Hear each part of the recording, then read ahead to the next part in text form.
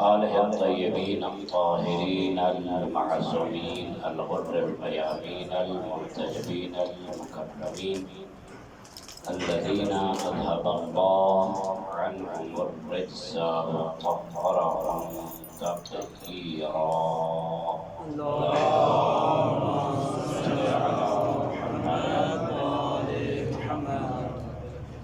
رحمة الله على محبيهم ومواليهم وشيعتهم أجمعين، واللعن الدائم على أعدائهم الملعونين من يوم عداوتهم إلى أبد الآبدين.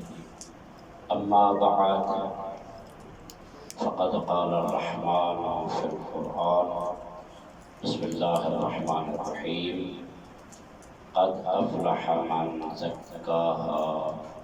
وقال الإمام علي بن الحسين زين العابدين عليه الصلاة والسلام: وسوفتاه لمن غلبت إحداثه على عشراته. بلند صلوات.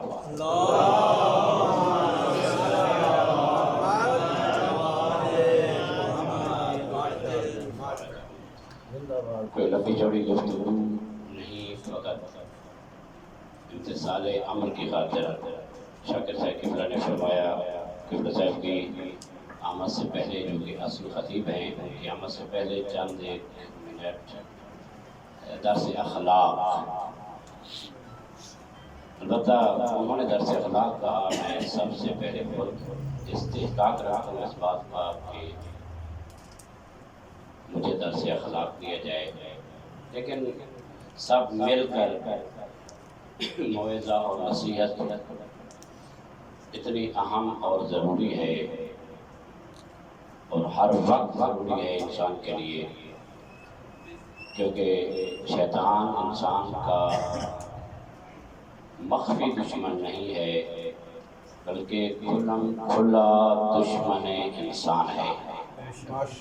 آپ کو پتہ ہے کہ ابوالبشر حضرت آدم علیہ السلام سے اس کی دشمنی کا سلسلہ، بلکہ اس سے پہلے محضر پروردگار میں اس نے اپنی کھلم دشمنی اور عداوت کا اظہار کیا، اور اس نے قسم کھائی تھی: لَأُغْوِيَنَّهُمْ أَجْمَعِينَ إِلَّا عِبَادَكَ مِنْهُمُ الْمُخْلَصِينَ، سوائے مخلصین کے سب بندوں کو میں برگلانے کی کوشش کروں گا، کرتا رہوں گا،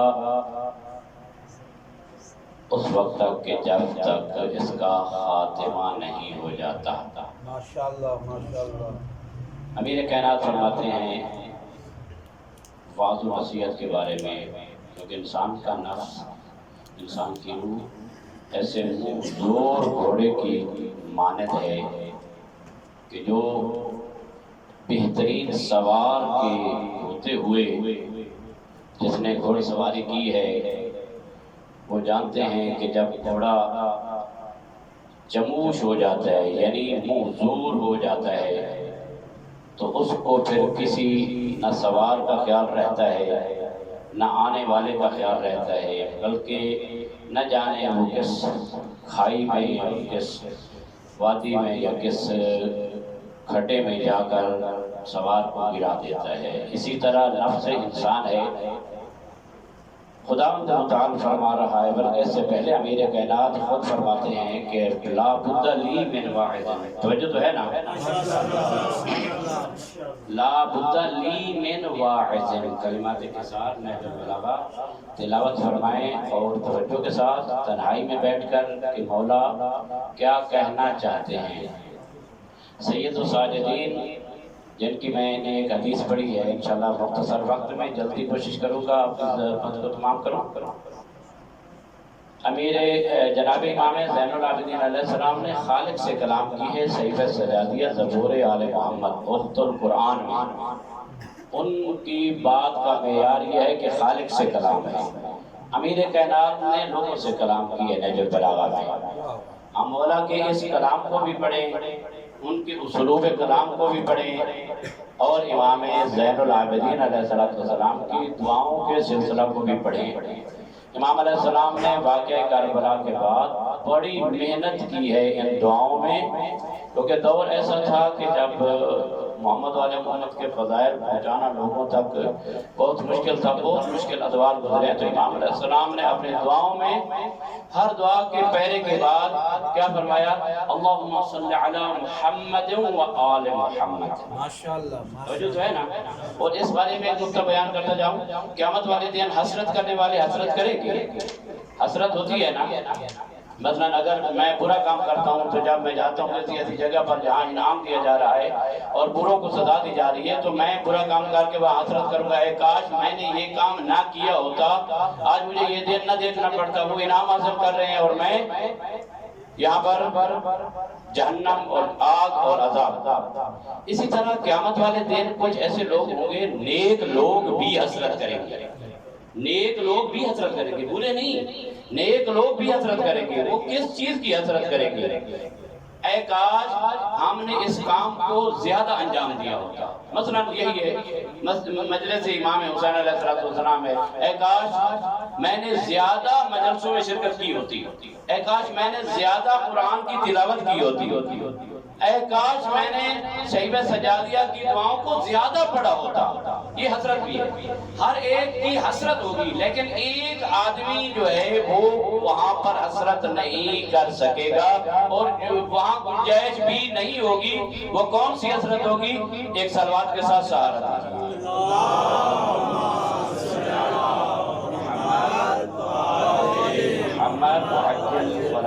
وہ یہی صلوات ہے کہ جو آدمی صلوات پڑھتا ہے کثرت کے ساتھ، قیامت والے دن اس کے ہاں کوئی حسرت بھی نہیں ہوگی. اس وجہ سے کہ صلوات سے زیادہ کسی مستحب عمل کا ثواب نہیں ہے، بلکہ نماز میں تو صلوات واجب ہے نا، لیکن مستحب اعمال میں سب سے زیادہ ثواب محمد و آل محمد پر صلوات کا ہے.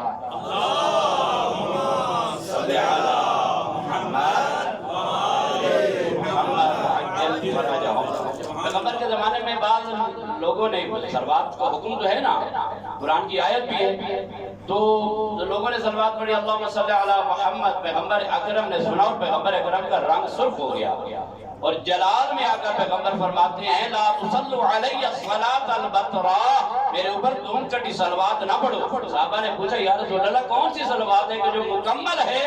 تو پیغمبر نے فرمایا میرے اوپر بھی صلوات پڑھو، لیکن میرے اوپر صلوات تب تم سے قبول کی جائے گی جب میری آل کو شامل کرو گے. سبحان اللہ. اور حتی اس قدر پیغمبر کی آل پیغمبر کے ساتھ منسلک ہے کہ اس میں کسی چیز کا عطف بھی ضروری نہیں ہے. اللہم صلی علی محمد و آل و علا بھی نہیں، مطلب وہ بھی ٹھیک ہے، و علا بھی ٹھیک ہے، لیکن و آل محمد فقط واو کے عطف کے ساتھ پیغمبر کی آل کو ان کے ساتھ ملائیں تو پیغمبر فرماتے ہیں جو ہی آپ کی یہ صلوات ختم ہوتی ہے فرشتے تمہارے نامہ اعمال میں ثواب لکھنا شروع کر دیتے ہیں. اللہم صلی علی محمد و آل محمد وعجل فرجہ. قد افلح من زکاہا، کامیاب وہ ہوا کہ جس نے اپنے آپ کا تزکیہ نفس کر لیا. سب سے اہم ترین چیز یہ ہے اگر ہم اس چیز کو دیکھیں، حتی کربلا کو دیکھیں، مجالس کو دیکھیں، قرآن کو دیکھیں، ہر نیک عمل کو دیکھیں تو اس میں پیغام کیا ہے؟ پیغمبر اکرم کی بعثت ہوئی، اللہ نے کیا فرمایا؟ سورہ جمعہ کی آیات ہے اور بھی آیات ہے کہ ہم نے انبیاء کو بھیجا، پیغمبر اکرم کو بھیجا تمہارے اندر کس لیے؟ کہ تمہارے اندر علم کا پرچار کرے اور تزکیہ نفس کرے. سبحان اللہ. علم سے پہلے تزکیہ کو ہونا ضروری ہے. جس برتن میں آپ دودھ ڈالتے ہیں اس برتن کا پہلے پاک ہونا ضروری ہے، صاف ہونا ضروری ہے. اور جب وہ دودھ دھونے والا جو ہوتا ہے تو دیکھتا ہے کہ اس کو اگر صاف بھی ہو تب بھی پانی کے ساتھ اس کو صاف کر دیا جائے تاکہ اس میں کوئی نجاست کا قطرہ وغیرہ نہ ہو. اگر نجاست اس میں ہوئی یا گر گئی تو یہ دودھ خراب ہو جائے گا. اس سے کہیں برتر ہے انسان کی روح اور انسان کا نفس. معمولی چیز نہیں ہے. اس میں دودھ کی کیا ضرورت ہے کہ کوئی ولایت آل محمد کے ساتھ تقابل اس کا کیا جا سکے؟ ولایت آل محمد اتنا پاکیزہ ترین ایٹم اللہ نے محمد والے محمد کے ماننے والوں کو عطا کیا ہے کہ جس دل میں یہ ولایت آ جاتی ہے وہ دل اللہ کی رہائش گاہ بن جاتی ہے، لا مکان کا مکان بن جاتا ہے وہ دل کہ جس دل میں تزکیہ نفس آ جاتا ہے۔ امام خمینی بھی فرماتے ہیں علم آ جانا بڑی بات نہیں ہے، علم تو صدام کے بعد بھی تھا، کلنٹن کے بعد بھی، اور یہ جو بائیڈن وغیرہ ان کے بعد بھی علم تو ہے، لیکن علم کے ساتھ تزکیہ نفس ضروری ہے، ورنہ یہی علم حجاب اکبر بن جاتا ہے، اور اتنا بڑا حجاب اکبر بنتا ہے کہ بلعام طاغور جو کہ بہت بڑا عالم اور اس میں اعظم اس کے پاس تھا، جب اس نے اس کا مس یوز کیا تو پروردگار عالم نے اس کو کتا بنا دیا، خدا فرماتا ہے اتنا بڑا عالم ہونے کے باوجود اگر تم اس کو کچھ کہو گے تب بھی بھونکے گا، اگر کچھ نہیں کہو گے تو تب بھی بھونکے گا، اس وجہ سے کہ علم تھا، تزکیہ نفس نہیں تھا، اللہ نے اس کو اسفل السافلین میں جا دیا۔ سبحان اللہ، تزکیہ نفس ضروری ہے۔ امام سید الساجدین کے ایام میں کل ان کی شہادت، ایک روایت کے مطابق ان کی شہادت بھی ہے امام علیہ السلام کی، تو امام علیہ السلام فرماتے ہیں بہت ہی غور طلب بات ہے، البتہ یہ مشہور حدیث نہیں ہے، وَسَوْعَتَاهْ لِمَنْ غَلَبَتْ اِحْدَاثُهُ عَلَىٰ عَشْرَاتِهِ، شاید بعض ہمارے چھوٹے طالب علموں کو اس کے ترجمہ کا پتہ نہ ہو، بڑے علماء جو ہیں ان سے معذرت خواہ ہوں، وَسَوْعَتَاهْ افسوس ہے اس شخص پر، اس انسان پر افسوس ہے کہ جس کی عقائیاں اس کی دہائیوں پر غالب آ جاتی ہیں، اس کی جس کی عقائد دہائی ہے تو جانتے ہیں نا، جس کی ایک دس پر غالب آ جائے، افسوس ہے اس شخص پر۔ کیا مطلب؟ آپ کو پتہ ہے کہ جب انسان برائی کرتا ہے تو اس کی برائی کے بدلے میں کتنی برائی لکھی جاتی ہے؟ توجہ فرمائیں، کتنی؟ ایک، اور بھی وہ کئی گھنٹوں کے بعد ایک برائی لکھ دی جاتی ہے، اور اگر کوئی آدمی ایک نیکی کرتا ہے تو اس کی کتنی نیکیاں لکھی جاتی ہیں؟ 10 سے بھی زیادہ قرآن فرماتا ہے من جاء بالعشرہ بالحسنہ فلہ عشر امثالها۔ دیگر آیات میں ہے کہ یہ تو 10 ہے نا، ایک کے بدلے میں 10، اگر آپ نے ایک مرتبہ صلوات بھیجی ہے تو 10 مرتبہ صلوات بھیجنے کا ثواب حاصل ہوگا۔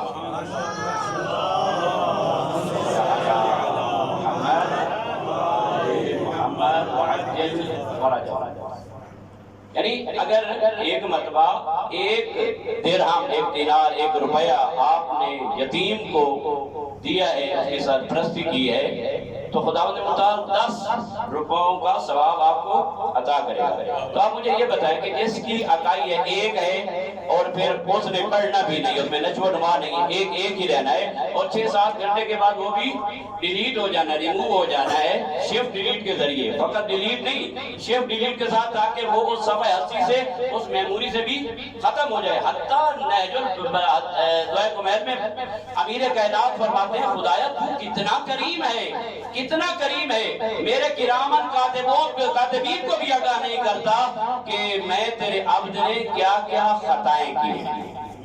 کرامن کاتبین کو بھی بات ہمارے گناہوں کا علم نہیں ہوتا ہے۔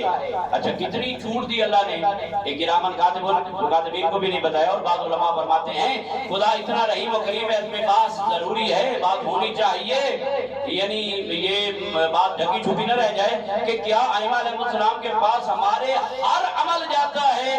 تو اس میں علماء فرماتے ہیں خود خدا ستار الوجوب ہے، خدا نے خود فرمایا ہے کہ لوگوں کے گناہوں پر پردہ ڈالو، بعض چیزیں ایسی ہیں کہ جو خدا چاہتا ہے وہ ہمارے وقت کے امام کے پاس جاتے ہیں، اور ہمارا حسن ظن تو یہ ہے کہ ہماری اکثر نیکیاں جاتی ہوں گی، وہ بھی سر الہی سے واقف ہیں، لیکن خدا ان کو واقف کرتا ہے ہمارے عمل سے، لیکن یہ پتہ نہیں کہ ہر چھوٹا بڑا عمل جو ہے وہ جاتا، علماء فرماتے ہیں بعض ہمارے اعمال پروردگار عالم ائمہ سے بھی مخفی کر دیتا ہے۔ ہمارے بعض عمل خدا چاہے جس کو غیب پر مطلع کرے اللہ کے اختیار میں ہے، اگر اللہ چاہے تو کرے، اللہ چاہے تو نہ کرے، لیکن وما تشاءون الا ان یشاء اللہ رب العالمین، ائمہ بھی مشیت الہی کے تابع۔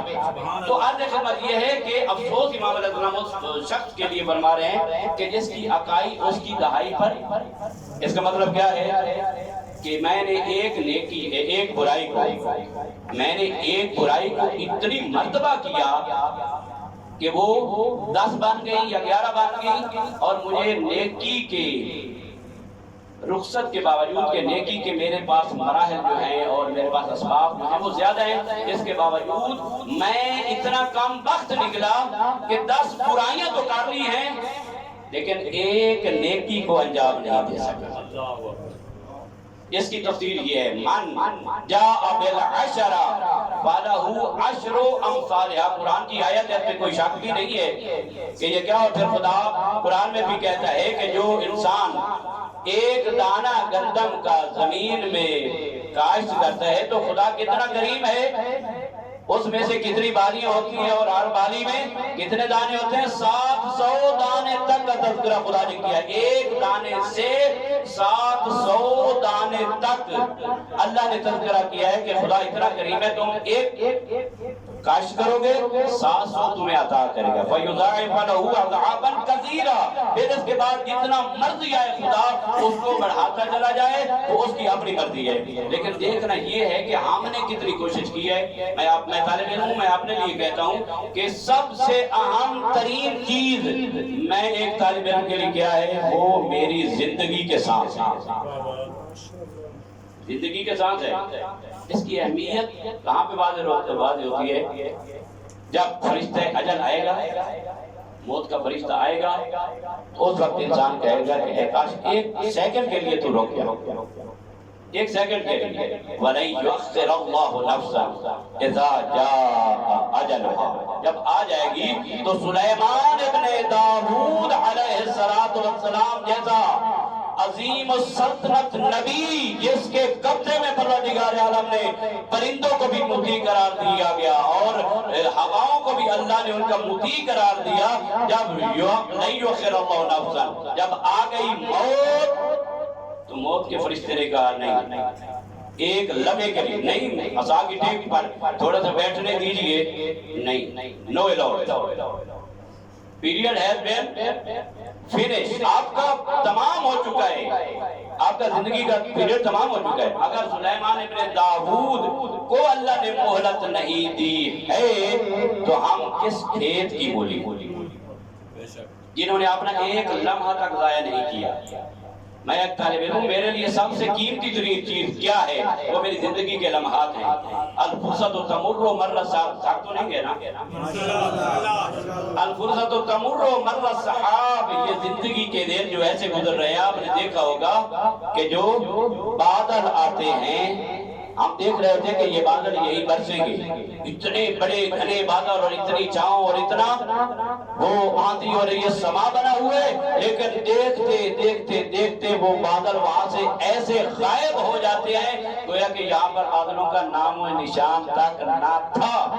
اس وجہ سے ہمارے پاس فرصت کے لمحات ہیں، اللہ نے عطا کیے ہیں، یہ زندگی قیمتی سرمایہ ہے۔ قیامت والے دن اس سے پہلے کہ کسی انسان کے قدم وہاں سے حرکت کریں، 4 چیزوں کے بارے میں سوال کیا جائے گا، ان میں سے ایک چیز یہ ہے، اینا ابلیت شبابکا، اے جوان بتا تو نے اپنی جوانی کہاں پہ گزاری تھی، اپنی جوانی کہاں پہ گزاری تھی۔ جوانی کوئی ایسے مفت میں تو نہیں مل گئی نا، جوانی اللہ نے دی، صحت دی، کمال دیا، طاقت دی۔ آپ دیکھیں ان لوگوں کو کہ جو بوڑھے ہو چکے ہیں، جن کو امراض نے گھیر لیا ہے۔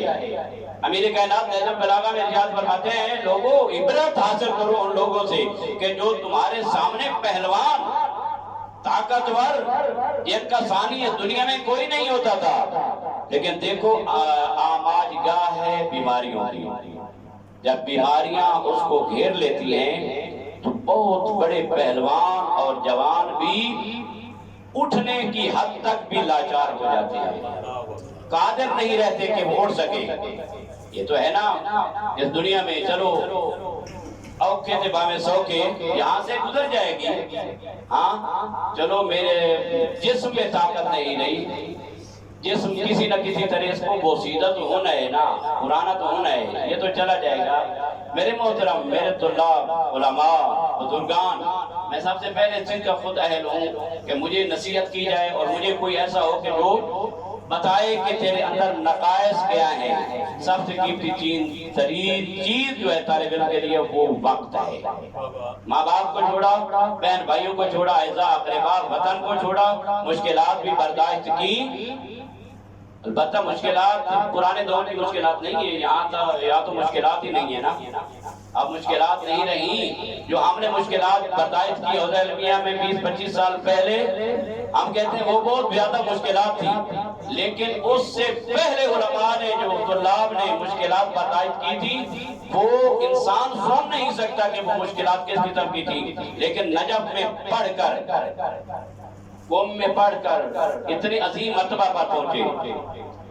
حضرت محسن ملت کے بارے میں فرماتے ہیں کہ جب نجف میں پڑھا کرتے تھے، اب ہم یہاں سے نصیحت حاصل کریں، نجف میں پڑھا کرتے تھے، ہمارے پاس ناشتے کا کوئی انتظام نہیں ہوتا تھا، فقط دن کی 1 یا 2 روٹیاں ہوتی تھی، وہاں ہم نے دوپہر اور شام کا گزارا کرنا ہوتا تھا، ناشتے کے پیسے نہیں ہوتے تھے ہمارے پاس، تو ہم کیا کرتے تھے، لوگ جو ہندوانے وہ نقل کرتے ہیں، میں نے ایک نقل کے ساتھ ان سے سنا ہے، یعنی ان سے ایک آدمی نے نقل کیا، اس نے مجھے بتایا، میں آپ کو یہ کنورٹ کر رہا ہوں، کہ کہتے تھے ہمارے پاس پیسے نہیں ہوتے تھے، لوگ ہندوانے کھاتے تھے، ہندوانے کے موسم میں جب ہندوانے کے چھلکے وہاں کسی جگہ پر اکٹھے وہ کرتے تھے، تو ہم رات کے ٹائم ہندوانے کے ان چھلکوں کو لاتے تھے، اس چھلکے کو وہ صاف کرتے تھے اور اس کے باقی چیزوں کو پانی میں ابالتے تھے۔ ہمارے پاس نمک نہیں ہوتا تھا کہ نمک اس کے اوپر لگائیں، بلکہ بغیر نمک کے انہی کو ابلے ہوئوں کو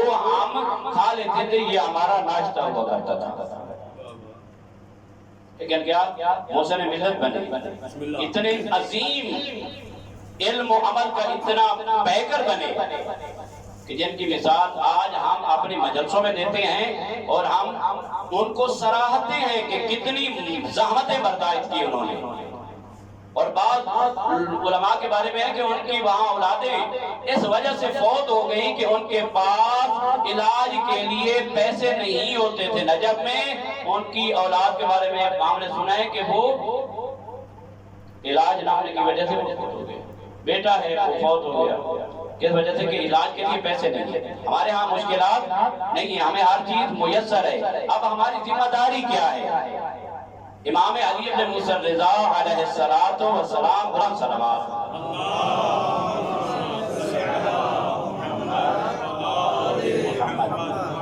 ایک مشہور حدیث ہے حضرت ابا سالت سے، حضرت ابا سالت مولا کا صحابی ہیں، وہ نقل کرتے ہیں امام علیہ السلام، تو امام نے فرمایا رحم اللہ عبدا احیا امرنا، اللہ اس بندے پر رحم کرے جو ہمارے امر کو زندہ کرتا ہے۔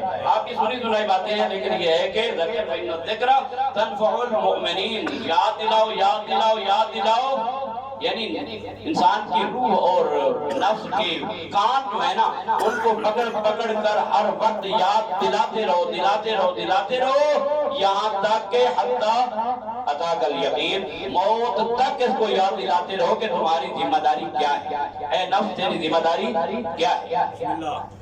امام علیہ السلام فرماتے ہیں رحم اللہ عبدا احیا امرنا، اللہ اس بندے پر رحم کرے کہ جو بندہ ہمارے امر کو زندہ کرتا ہے۔ تو ابا صاحب نے پوچھا مولا کیفا یحیی امرکم، مولا آپ کے امر کو کیسے زندہ کرے؟ تو مولا نے فرمایا یتعلم علومنا ویعلم الناس، یتعلم علومنا، ہمارے علوم کو حاصل کرے، ویعلم الناس، اور وہ علوم پر پڑھ کر اپنے اندر جو ہے وہ جمع نہ کر لے، اپنے سینے کو اس سے یعنی پور نہ کر لے، بلکہ اپنے سینے سے ان ہمارے علوم کو لوگوں تک پہنچائے، ایتام آل محمد تک پہنچائے۔ مولا فرماتے ہیں یہ ہمارے زندگی ہے، ہمارے علوم کی، ہمارے عمر کی زندگی ہے۔ اور پھر امام علیہ السلام فرماتے ہیں لو ان الناس علموا محاسن کلامنا لاتبعونا، اے بس اگر لوگوں کو پتہ چل جائے نا کہ محمد و آل محمد کے علوم کتنے بہترین علوم ہیں اور ان کی کیسی بہترین مٹھاس ہے، تو لاتبعونا، سب سے پاؤں تک ہمارے غلام بنتے ہوئے نظر آئیں گے۔ سبحان اللہ سبحان اللہ، صلوات پڑھیں محمد و آل محمد۔ आले मोहम्मद। मुझे बिठाया गया है, उनके आने तक पता नहीं वो तशरीफ लाए हैं किबला या नहीं लाए, तो जब तक वो हमें नहीं कहेंगे कि उतर आए उस वक्त तक तो हम उतरने वाले नहीं है, लेकिन बताते रहिएगा कि किस वक्त तक पढ़ना है। बरवाद बुलंद सलवात पढ़ें।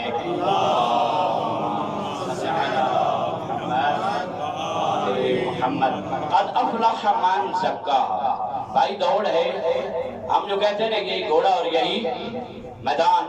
अमीर कायनात भी नहजुल बलागा में कहते हैं कि अद्दुनिया मिज़मार, ये दुनिया जो है, ये दुनिया का मैदान है ना, ग्राउंड है ना, ये मिज़मार, यहाँ पर क्या है, हार जीत है। जो जितना जिसका घोड़ा तेज होगा उसकी प्रैक्टिस ज्यादा होगी, रिहर्सल ज्यादा होगी, उसने खुराक उसको ज्यादा दी होगी, वो आगे बढ़ता हुआ नजर आएगा, इनाम भी उसी का होगा। लिहाजा ये कोई ना कहे कि चूंकि वो नहीं कामयाब बना लिहाजा मैं भी इस तरह रह जाऊं।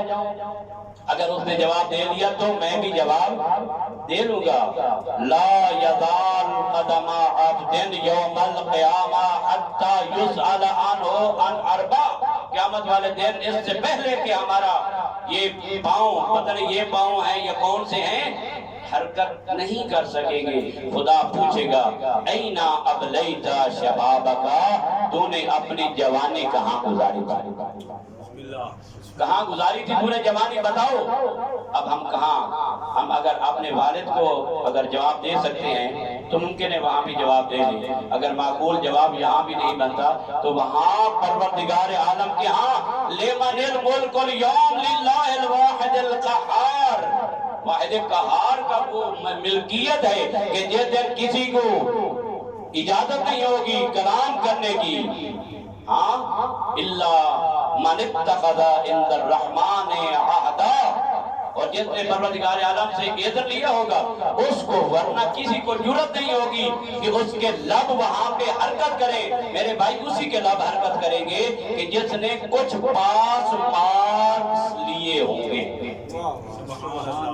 पास मार्क्स तो लेना चाहिए ना। इमाम अलैहिस्सलाम फरमाते हैं कि कम अज कम इतना तो करके आओ, इस बरज़ख तक तो कुछ करके आओ ना। हाँ, उसके बाद जो है शिफात जो है यकीनन हकीकी शिफात है। मोहम्मद वाले मोहम्मद को हक के शिफात है, किसी और को नहीं है, मगर ये कि जिसको वो अता कर दे। सुभान अल्लाह। है दूसरों के लिए भी, शहीद के लिए भी है, मोमिन के लिए भी है। आप घबराए नहीं, आपके लिए भी हक के शिफात है। आप सैयद शुहदा के ज़ाहिरीन हैं, उनके अज़ादार हैं, उनके मातमदार हैं, उनके गम में आंसू बहाने वाले हैं। आपके लिए भी हक के शिफात क़यामत वाले दिन परवरदिगार आलम ने रखा हुआ है। उस दिन के जिस दिन जनाब ज़हरा क़यामत के महशर में और सहना क़यामत में आएंगी, और वो एक लंबा वाक़या है कि परवरदिगार फरमाएगा या ज़हरा उदखुली फिल जन्नत, जन्नत में दाखिल हो जा। तो परवरदिगार से अर्ज करेगी कनीज़ इलाही हजरत सिद्दीक़ा तारा, परवरदिगारा मैं जन्नत में उस वक्त तक नहीं जाऊंगी जब तक मेरे बेटे के आज़ादार और मेरे मुहिब जन्नत में नहीं जाएंगे। परवरदिगार आलम मेरी हैसियत और मेरी कद्र अल मजहूलत कद्रा, तो जो है ना अल मजहूलत कद्रा बीवी को क्यों कहा गया? असलन अगर बीवी को कुछ भी ना कहते ना लोग, अगर बीवी को कुछ भी ना कहते लोग, तब भी बीवी की कद्र को कोई नहीं पहचान सकता इस आलम में सिवाय उन हस्तियों के। अल मजहूलत कद्रा, इनकी कद्र को मजहूल नहीं समझ सके। फातिमा ज़हरा की कद्र मंजिलत को परवरदिगार मेरी कद्र मंजिलत अहले माशर को दिखा कि मैं फातिमा हूँ, मेरा नाम फातिमा है। क्या माना फातिमा? यफ्तिमु मुहिब्बिहा व मुहिब्बी वलदिहा अन्नार जहन्नम। फातिमा वो है कि जो अपने मुहिब्बों को, अपने बेटे के मुहिब्बों को, अहले बैत के हुब्बारों को जहन्नम की आग से छुड़ाएगी। हाँ, अगर आज कोई एक आदमी किसी एक मामूली आदमी को अगर अरेस्ट हो उसको छुड़ा दे तो बताएं उसको रिहा कराने वाला जो है उसकी कदर व मंजिलत उसके यहाँ कितनी होगी कि चंद दिन के लिए अगर उसको कैद किया जा रहा है तो उसकी कितनी कदर व मंजिलत होगी कि उसने उसको छुड़ाया है। वो फातिमा ज़हरा जो महशर क़यामत में जहाँ इतनी तपिश होगी, जहाँ کوئی سایہ نہیں ہوگا، نفس نفسی کی پکار ہوگی، یوم یفر المرء من اخیہ وامہ وابیہ وصاحبتہ وبنیہ لکل امرئ منہم یومئذ شأن یغنیہ۔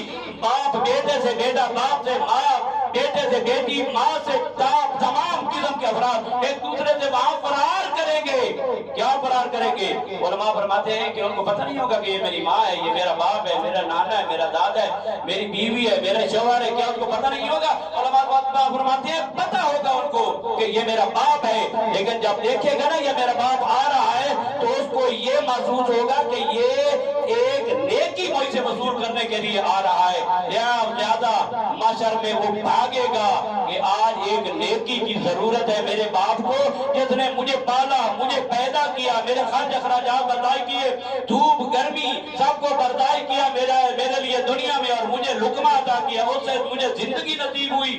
ایسا بیٹا اور ایسا باپ، لیکن قیامت کا ایسا منظر ہوگا وہ بیٹا بھی اپنے باپ سے بھاگتا ہوا نظر آئے گا۔ توجہ ہے؟ بسم اللہ۔ بیٹا اپنے باپ سے فرار کرتا ہوا نظر آئے گا۔ اس دن صدیق طاہرہ ہماری اور آپ کی شفاعت کریں گے۔ سبحان اللہ۔ جب آپ کی شفاعت ہوگی، جنت کے دروازے پر پہنچ جائیں گے، پروردگار ارشاد فرمائے گا، اے زہرائے بطول کے محبو، آج جنت میں داخل ہو۔ سبحان اللہ۔ ہوں گے تو صحیح، لینا نہ ہوں گے جنت جائیں۔ کل میں نے ایک آیت پڑھی تھی، وہ رہ گیا تھا، ٹائم وقت کم تھا۔ وَسِيقَ الَّذِينَ اتَّقَوْا إِلَى الْجَنَّةِ زُمَرًا۔ سورہ زمر کی آخری آیات ہیں، سورہ زمر کی آخری آیات ہیں، وَسِيقَ الَّذِينَ اتَّقَوْا إِلَى الْجَنَّةِ زُمَرًا۔ مومنین کو بھی جنت کی طرف دھکیل کر لے جایا جا رہا ہوگا۔ مومنین کو جنت میں، جنت کے دروازے پر جب دیکھیں گے وہاں شربت ہیں، حور ہیں، غلمان ہیں، تو جانا تو چاہیے، یہی طبیعی سی بات ہے، اس کو جانا چاہیے، جلدی جانا چاہیے، لیکن جنت کے دروازے پر کھڑے رہیں گے، نہیں جائیں گے آگے جنت میں۔ خداوند متعال فرشتوں سے کہے گا ان کو جنت میں لے جاؤ، فرشتے جائیں گے۔ وَسِيقَ الَّذِينَ اتَّقَوْا إِلَى الْجَنَّةِ زُمَرًا۔ کل میں یاد کیا تھا، ایک سائق ہوتا ہے کہ جو پیچھے سے دھکیلتا ہے، دھکا لگاتا ہے، سٹارٹ چلو آگے کی طرف۔ وہ جہنمیوں کو تو لے لیا جائے گا نا کہ جاؤ، یا وہاں سے مارا جائے گا ان کو کہ جاؤ، یضربون وجوہہم وادبارہم، پیچھے سے بھی ماریں گے، آگے سے بھی ماریں گے۔ پیچھے والے کہیں گے ذرا ٹائم ختم ہو گیا، آگے والے کہیں گے لے کر کے آیا ہے، لیکن جنتیوں کو وہاں پر دھکیلا جائے گا۔ کیوں؟ اس وجہ سے کہ جنت کے دروازے پر سید الشہداء باب الحسین الی الجنہ، وہ سید الشہداء کھڑے ہوں گے، جنتی جب نظارہ کریں گے سید الشہداء کا، اے مولا کربلا جاتے تھے، آپ کی ذریعہ مقدس کو دیکھا کرتے تھے، آج آپ کا دیدار ہمیں نصیب ہوا، جب دیکھیں گے نور خدا حسین ابن علی کو تو ان کو جنت کے نظارے بھول جائیں گے۔ فرشتے کہیں گے آگے چلو، وہ کہیں گے آگے جانے کی ضرورت نہیں، ہماری جنت ہمارا حسین ہے، ہماری جنت ہمارا حسین۔ اس لیے تھوڑا لطمہ بہجت ارشاد فرماتے ہیں کہ جب تم جاؤ نا کربلا تو یہ نہ کہو کربلا جا رہے ہیں، کہو ہم جنت جا رہے ہیں۔ کل الخیر۔ ایت اللہ لطمہ جواد تبریزی ہمارے استاد ہیں کہ جن کے فرزند بروماد نے آنا ہے، پتہ وہ کب تشریف لائیں گے، ان کی انتظار کے لیے بیٹھے ہیں، کہ فرماتے ہیں کہ الخیر، ایت اللہ لطمہ وحید خراسانی فرماتے ہیں الخیر کل الخیر فی باب الحسین، خیر تمام قسم کی خیر اگر آپ نے تلاش کرنی ہے تو مولا حسین کے دروازے پر آ جائیں، آپ کو تمام قسم کی خیرات یہیں سے وصول ہو جائیں گی۔ تمام قسم کے خیرات یہاں سے وصول ہو جائیں گے۔ جب آپ جنت کے لیے لاؤڈ ہو جائیں گے، انٹرنس کے لیے تیار ہو جائیں گے، تو پھر آپ یہ مطالبہ کریں گے، پروردگارہ دنیا میں ہمیں چھلنی کیا گیا، ہمارے سینے چھلنی کیے گئے، ہمارے اوپر روافض کی تہمت لگائی گئی کہ ہم رافضی ہیں، ہمیں پکڑ پکڑ کر ذبح کیا گیا، ہم زیارات پر آتے تھے، ہمارے پشت پہ نشان ماتم دیکھ کر یہ دشمنان اہل بیت ہمیں قتل کیا کرتے تھے، ہمارے اوپر فتوے لگایا کرتے تھے، ہماری FRI کاٹی جاتی تھی کہ مجلس نہ کرائی جائے، ماتم نہ کرایا جائے، ہمیں اذیت ہوتی ہے، ذوالجناح نہ نکالا جائے، شبیہ ذوالجناح نہ نکالا جائے، اور یہ تمام شبیہات سے روکتے تھے، ہمیں کافر کہتے تھے، ہمیں مشرک کہتے تھے۔ پروردگارا، ان لوگوں نے دنیا میں ہماری قدر کو نہیں پہچانا، آج اس محشر میں ہم محبان اہل بیت کی قدر ان لوگوں کے لیے روشناس کرا۔ آپ اپنے آپ کو معمولی نہیں سمجھنا، یہ جسم کی کوئی ارزش و قیمت نہیں ہے، جسم کی کوئی قیمت نہیں ہے، جسم تو آج برس لگے گا ختم ہو جائے گا، جسم اتنا ہے، مادی ہے اور مادیات ختم ہو جانے والی ہے۔ قیمت کس چیز کی ہے کہ جو باقی رہنے والی ہے وہ انسان کا نفس ہے، انسان کی روح ہے، کہ اس جسم مادی کے بوسیدہ ہونے کے بعد، مٹی میں مٹی ہونے کے بعد ہمارا ایک جسم ہوگا جو عالم برزخ میں جائے گا، وہاں برزخ کی تمام نعمات سے متنعم ہوگا۔ جب ہم اس دنیا میں ہمارا انتقال ہو رہا ہوتا ہے تو جب ہماری آنکھیں کھلی رہتی ہیں تو اس وقت ہم اس دنیا کو نہیں دیکھ رہے ہوتے، ہماری یہ آنکھ کھلی ہوتی ہے اس دنیا کے لیے، اور ہماری ایک آنکھ اور کھلی ہوتی ہے کہ جس کے بارے میں امیر کائنات فرماتے ہیں یا رحمدان من یمت یرانی مؤمنا کانا او کافرا، اے حارث ہمدانی جو بھی مرتا ہے دنیا کی کسی جگہ پر بھی مرتا ہے، یرانی وہ مجھ علی ابن ابی طالب کی زیارت کر کے مرتا ہے۔ ہماری یہ آنکھ کوئی حیثیت نہیں ہے۔ ابو بصیر جس کی آنکھیں نہیں ہیں اس نے امام کو دیکھا، تو جو ہے نا ابو بصیر جس کی آنکھیں نہیں ہیں وہ اتنا بصیرت والا ہے کہ اس نے وہ سب کچھ دیکھا ہے جو ہم نے نہیں دیکھا ہے۔ آنکھ کھلے گی اس وقت کہ جب ہمارا آخر وقت ہے، کوئی اس وقت ساتھ دینے والا نہیں ہے، لیکن محمد والے محمد ہمارا دامن پکڑے گی۔ محمد والے محمد صدیق طاہرہ، اور اس بارے میں روایات تو جناب معصومہ سلام اللہ علیہا کے بارے میں، بنت موسیٰ بن جعفر، جس کے بارے میں امام علیہ السلام امام معصوم، آپ کو پتہ ہے کہ امام معصوم کی حیثیت اس کائنات میں کیا ہے؟ اتنے بلند مقام کا مالک ہے، اتنی بلند چوٹیوں کا مالک ہے۔ امام علی ابن موسیٰ رضا خود فرماتے ہیں کہ امام کا مقام ایسے سمجھے کہ گویا کہ یہاں پہ کوئی عمالیہ سے بھی اوپر والی بلندیاں جو آسمان کو چھوتی ہیں، ان بلندیوں پر امام مبین کا مقام ہے اس دنیا میں۔ صلوات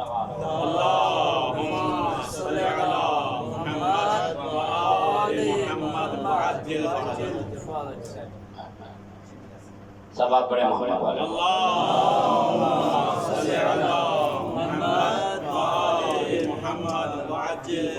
امام علیہ السلام فرماتے ہیں یا فاطمہ اشفعی لنا فی الجنہ، امام رضا اے میری بہن، گویا کہ یہ اے فاطمہ جنت کے اندر ہماری شفاعت کے لیے، جنت سے باہر نہیں۔ عجیب ہے، جنت سے باہر تو شفاعت ہے نا، جنت میں جانے کے لیے، جنت کے اندر یہ وہ فاطمہ معصومہ ہیں کہ جو جنت کے اعلیٰ ترین مقام تک پہنچانے والی ہے۔ بہت سخت ہے، اتنی عزت اور عظمت کی مالک صدیقہ طاہرہ بنت رسول، ہماری شفاعت کرنے والی بیوی، لیکن لوگوں نے اس کا مقام نہیں پہچانا۔ جو سید الشہداء کو کربلا میں بھی روتی رہی ہے، اپنی چادر سے مقتل حسین کو صاف کرتی رہی ہے۔ بہت سخت ہے وہ مقام کہ جہاں پر محمد والے محمد نے قربانیاں دی۔ صدیقہ طاہرہ کے بارے میں کوئی جملے، اور پھر صدیقہ طاہرہ اتنے زخم کھائے، آپ نے سنا رضو صدرہ رزن رضا، سید الشہداء کے جسم کو ایسا پامال کیا گیا پتہ نہیں چلتا تھا سینے کی ہڈیاں کون سی ہیں اور پشت کی ہڈیاں کون سی ہیں۔ علماء مقاتل لکھتے ہیں کہ جناب زہرا کے بارے میں بھی جناب زہرا کے بارے میں بھی ہے وَرَازَزَا رازازا، انہوں نے جناب زہرا کی تسلیوں کو پیس کے رکھ دیا تھا. ایک دو نہیں 40 جوان آئے تھے جناب بطول کے دروازے پر اور آوازیں دینا شروع کی، بطول علی کو باہر نکالو. نہیں نکلے علی، لیکن ایسا دروازہ جلایا گیا، ایسی آگ لگائی گئی، ایسا دھکا دیا گیا دروازے کو. میں کہتا ہوں اے مولا حسین، آپ کے جسم کو بھی پامال کیا گیا، لیکن آپ کی والدہ گرامی حضرت زہرا کے جسم کو بھی گویا پامال کیا گیا. اور بی بی چیختی رہی، جب در و دیوار کے درمیان آئی بطول تو اس وقت تک چیخ کر کہتی ہے یا مہدی، اے میرا بیٹا مہدی، دیکھو تیری دادی کے ساتھ کیا ظلم ہو رہا ہے. در و دیوار کے درمیان آنے والی جناب زہرا در و دیوار کے درمیان آ کر پس گئی، لیکن کیا ہوا؟ اس امامت، اس ولایت کی حفاظت کی وہی زہرا ہے کہ جس کا بیٹا امام علی زین العابدین علیہ السلام کی ایک روایت کے مطابق کل شہادت تھی. وہ علی زین العابدین کہ 35 یا 40 سال تک اپنے مظلوم جد پہ روتے رہے، اور جب مولا کے سامنے کوئی ایسا منظر آتا تو مولا کی آنکھیں گریا کرنا شروع کر دیتی. منال کہتے ہیں مولا آپ اتنا روتے کیوں ہیں؟ تو مولا نے کہا ہے منال تو نے انصاف نہیں کیا.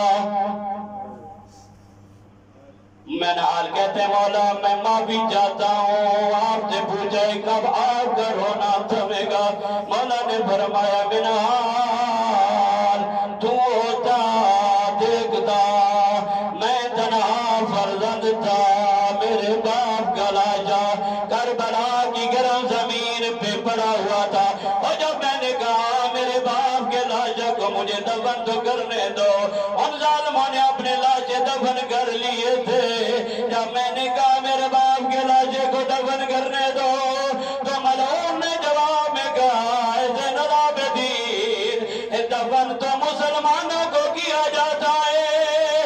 جب یہ اس نے کہا مولا زین العابدین حضرت زینب کبریٰ مدینے کی طرف منہ کر کے کہتی ہے نانا، اور جن کو تو نے کلمہ پڑھایا تھا آج تیرے بیٹے کو مسلمان ہی نہیں سمجھتے. اے دادارو حسین العابدین کی یادت کی ایک روایت ہے، میں کہتا ہوں مولا آپ کی یادت ہوئی، آپ کے بیٹے نے غسل بھی دیا، کفن بھی دیا، جنازہ بھی پڑھایا، اچھا دفن کیا. لیکن میں قربان جاؤں حسین ابن علی، اور کربلا کے لکھو تک زہرا میں 3 دن تک جنازہ پڑھا رہا. اور زینب کبریٰ نے کہا یا جدہ ھذا حسین مرمل بِدْ